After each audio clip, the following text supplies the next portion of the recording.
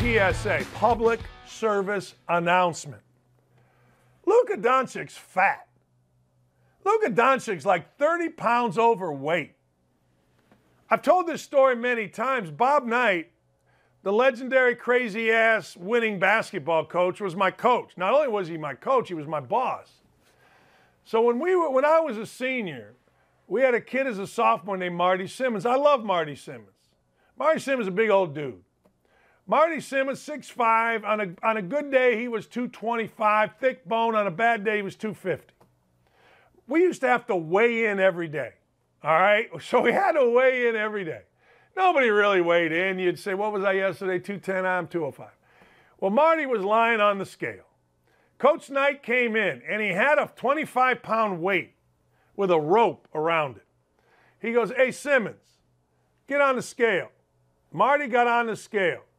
And Marty was 25 pounds. I don't know how Knight knew it, but he did. 25 pounds heavier than he had written down on our little weigh-in sheet. So let's say, for the sake of argument, Marty put 220. He was 245. So Knight made Marty practice with a 25-pound weight. You know, a weight that you slide in when you lift weights, dead weights, with a rope around his neck. He put the weight and made Marty practice, run up and down with this weight to show him, look, 25 extra pounds feels like this. Well, Knight, and I asked him later, did you do it on purpose? He said no. But the rope and the weight, how do I do this delicately? Hung to his nuts.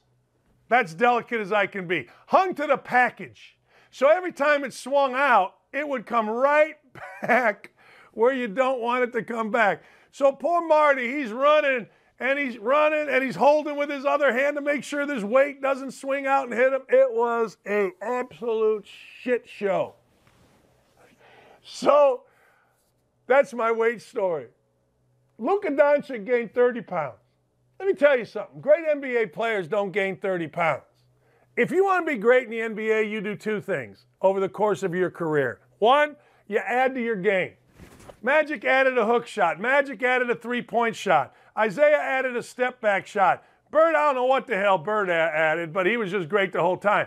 Two, you never get fat. You're never out of shape. Do you ever remember Jordan being out of shape? Do you ever remember Kareem Abdul-Jabbar out of shape? Do you ever remember Magic out of shape? Do you ever remember LeBron out of shape? Has Steph Curry ever been out of shape? I mean, name a great player. They're never out of shape. And I feel bad for my Serbian brother, Luka Doncic, because I'm telling you, our brains are different. You give us a little praise, that means we're going to the Slivovitz. And if you've ever tried Slivovitz, you'll know what I mean. Try it sometime. It's like drinking gasoline. It's awesome. Slivo for the men, Kruškovac for the women in the Serbian world. And you know what happens when you drink something that tastes like gasoline? You eat. So now all of a sudden Luka Doncic thinks he's something, so now he becomes the poster child for being fat in the NBA. He overtook Zion Williamson. If you're a great player in the NBA, name one. I'll name you some fat guys. Oliver Miller, great hands, fat. Tractor Trailer, great hands, fat. Barkley came in fat. Barkley's told me personally, man, Moses Malone straightened my ass out.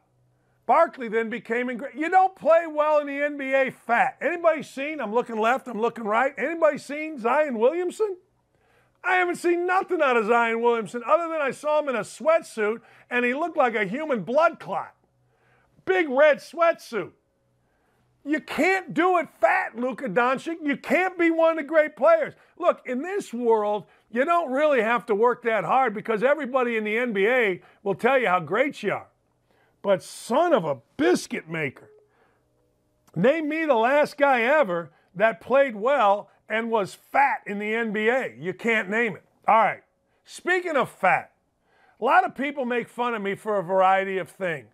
One of the things they make fun of me is that I do extra jobs. Like I love making cameo videos for people. By the way, you can get me, go to cameo.com, search Dan Dakich. We got a sale going on. It's only $15 this month till the end. And I do great cameo videos, like 126 reviews, all 5 stars, because I care. I DoorDash. People make fun of that. Well, you know, Dakich, you're a scumbag. Okay, fine, make fun all you want, but I grew up working. I grew up mowing lawns. I grew up being the paper boy. I grew up working at the sporting goods store. I grew up, hey man, I want that. Well, I better save for it. That's how I grew up. So I've taken the money that I made from DoorDash. I've taken the money that I made from Cameo, and I bought a Peloton. And I got to tell you, Peloton's the greatest invention ever for lazy, fat blanks like me. It is awesome. Now, the first time I got on the Peloton, I forgot to screw the seat in too tight. I'm going and boom, fell, went back, hit my head, thought I was concussed, moved my feet, learned a lesson. But I bought this Peloton. And it was ironic. I went to the Peloton store to buy the Peloton, and the guy at the Peloton store literally caught my dad when he died in the Tesla store down the way. And he was crying as he was telling me the story. I'm like, all right, that's great. But tell me about the Peloton. I mean, I didn't want to suffer anymore over the death of my father, my best friend. So I didn't really want to hear it. And that makes me a bad guy, fine. But I bought this Peloton. Look, you go at your own speed. Other than the annoying guys yelling at you once in a while, or some dorky white guy dancing, or some guy clapping. I don't need that. I turn the volume down. I look at the little numbers that I'm supposed to be at, and I pedal. And if I get too tired, I slow down. And I'm always sweating. It's the greatest invention ever for fat, lazy guys. And all I did, I don't know, I just did a few door dashing. I just did some Cameo videos.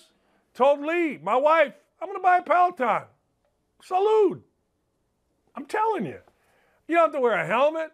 There's nobody yelling at you, where's your helmet? No, I don't have the shoes. I may, and I'll take a picture and put it out on this, I may go get biker shorts. I may, because down there, if you do it enough, and I only do it every day about a half hour, but if you do it enough, it gets a little chafed down there. But I ain't mad about a Peloton. It might be the greatest invention ever. And by the way, Peloton, I'm a great ad man. But anyway, I digress. All right, I'm starting to really like Aaron Rodgers. I always respected Aaron Rodgers as the guy that I don't want to be betting against with the ball late in the game, that 4 o'clock game that we watch, and he takes him down the field methodically, and then he talks about drinking scotch. I lost Aaron Rodgers for a little bit when he couldn't chug the beer at the Milwaukee Bucks game. I mean, if you can't chug a beer when the crowd is on you, I don't know what to tell you. But I'm back in on Aaron Rodgers. I got back in on Aaron Rodgers when he stood his ground against all the coronavirus bros, against all, what does Clay call them? The blue checkmark corona bros. I was waiting for him to whine, bitch, and moan. He never did. I was waiting for him to give an apology. He never did. I was waiting for him to try to appease. He never did. You know what he did? He doubled down. He said, look, I'm not wearing a mask to these press conferences. I'll do them by Zoom. Genius. Absolute genius. I always respect people that when they believe something and they say it, when they get hassled, they stick to it. I love it.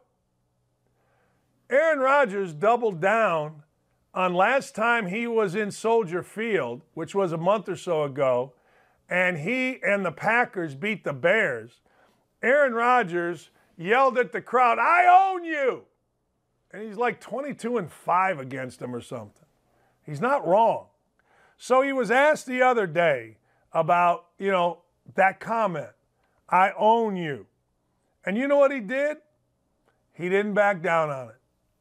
He said, hey, I don't regret it. I do own him. See, that's what I like. That's the world that I like living in. I like living in a world where people don't shy away from the mob. I like a world where people don't say, oh my God, this is horrible. You must retract that. Nah, not doing it. Not retracting nothing. I love that, don't you? I mean, seriously. I mean, aren't we tired of a group gets together and comes at a guy, oh, I'm so sorry. Saying sorry never works. The apology never works. When I got in this hassle back in March with this professor wanting to go at it in a pool with me, and I said, I ain't going at it in a pool with nobody. I'm a married man. People came at me. USA Today, all these professors, everybody losing my mind. ESPN, you got to apologize. I said, who am I apologizing to? My wife? Because y'all can get mad at me all you want. But my wife, my sister, my mother are proud of me. I care less about some idiot professor at wherever. Ursinius College? What the hell is Ursinius College? I care less. You're a misogynist. You're a sexual assault guy. No, I'm not. I'm not going in a pool with someone that isn't. I'm not going at it in a pool, which she asked me to do, with someone not my wife. Not doing it. Don't care what the context is. Don't care. See, that's the world I want to live in. I want to live in a world where common sense prevails. I want to live in a world where Aaron Rodgers said, yeah, I do own you, Bears. Now, the world that the Bears should live in is, all right, you ain't going to own us this time. All right, you've won in the past, but you ain't getting this one, and come out and knock the living hell out of Aaron Rodgers. That's the world, truthfully, that we all want to live in. Admit it.